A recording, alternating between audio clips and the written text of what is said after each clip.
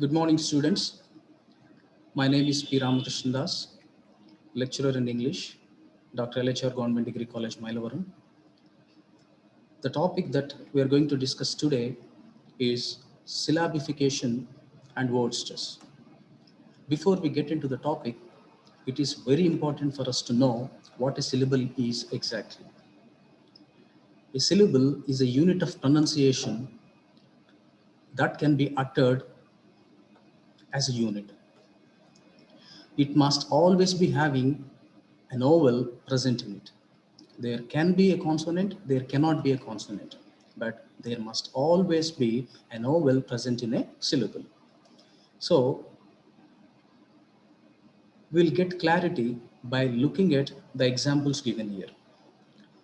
Please have a look at the word water. In the word water, we find two syllables. One is wa, second is t. In the word inferno, we have got three syllables. In, for, no. When there is only one syllable in a word, it is called a monosyllabic word.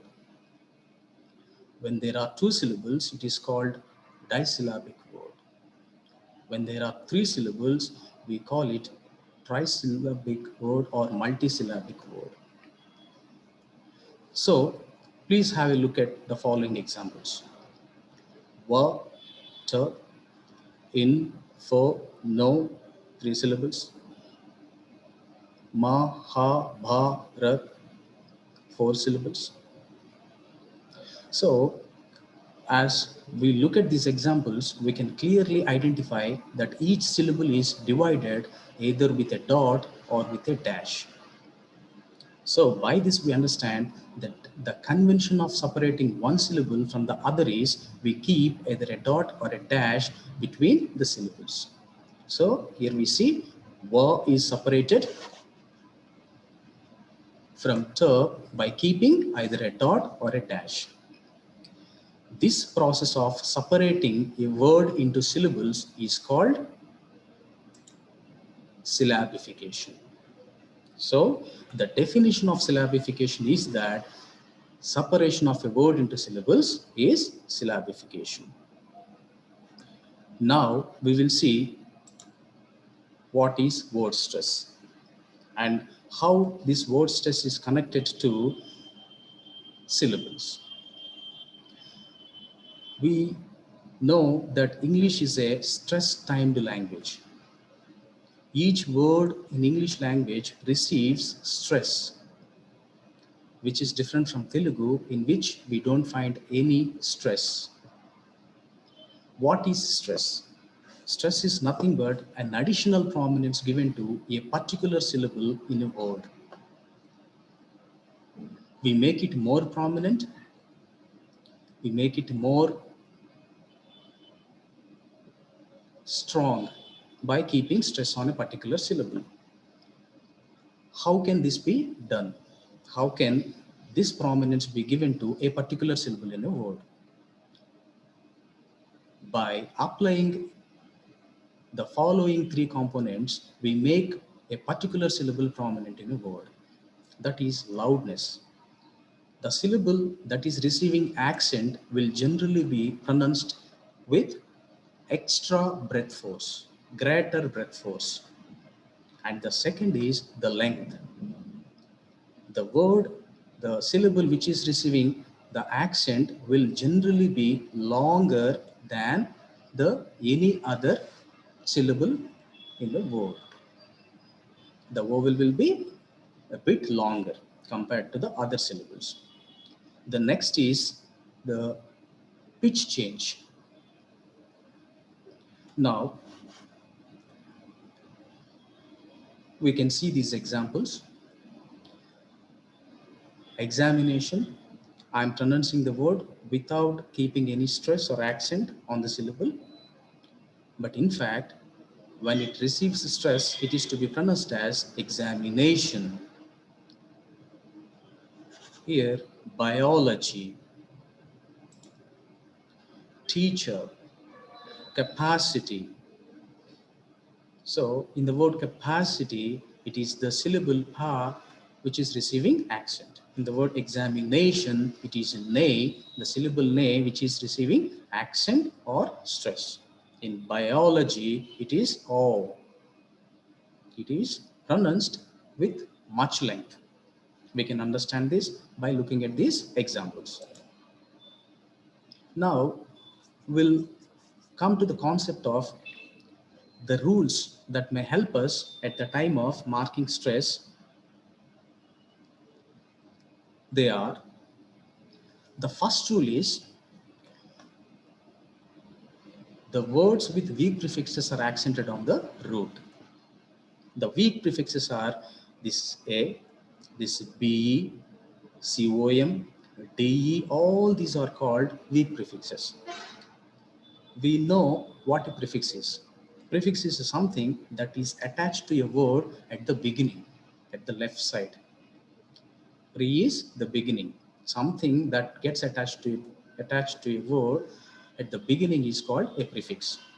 So whenever we get words like arise, the accent falls on the root word, rise, alone, allowed, admit, below, become, befall, between, compose, develop, reduce.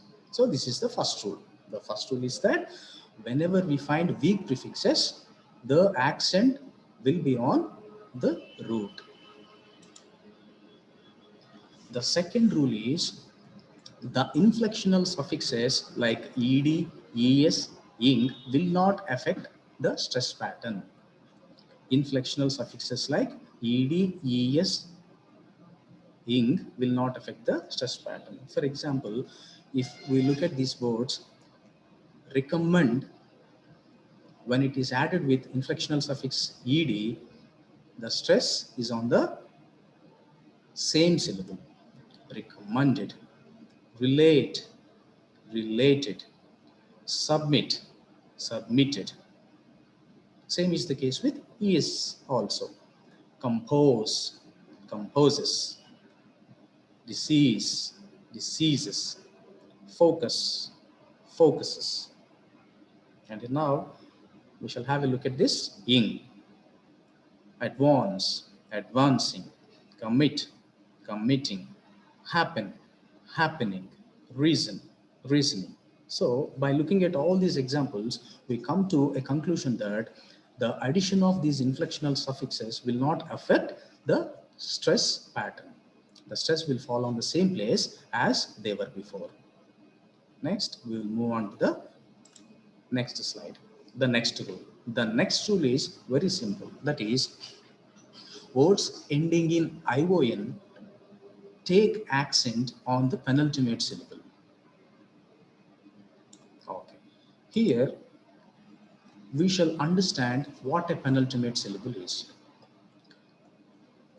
When we have done the syllabification, we have separated one syllable from the other by keeping either a dot or a dash. When we did it, once we will go back to the first slide to get a clear picture of this.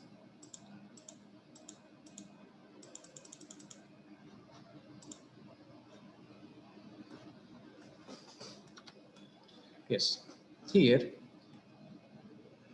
we'll take the example of inferno. This final syllable is always called an ultimate syllable. The syllable with which a word is ending is called an ultimate syllable. The syllable which is preceding it, which is coming before it, it is inferior, it is called penultimate syllable. The syllable that comes before an ultimate syllable is called penultimate syllable. The syllable that even precedes this ultimate syllable is called penultimate syllable. So in the example given here, no is the ultimate syllable. The syllable before it is the penultimate syllable. The syllable before this is called penultimate syllable. In is the penultimate syllable. For is the anti-penultimate syllable. For is the ultimate penultimate syllable. No is the ultimate syllable. So Having got some idea about this, now we will have a look at the rule that we have. That is, words ending in ION take the accent on the penultimate syllable. Generally, most of the words that end in ION receive the stress on penultimate syllable. See the examples here. Admiration. In this word, we have got how many syllables? Admiration.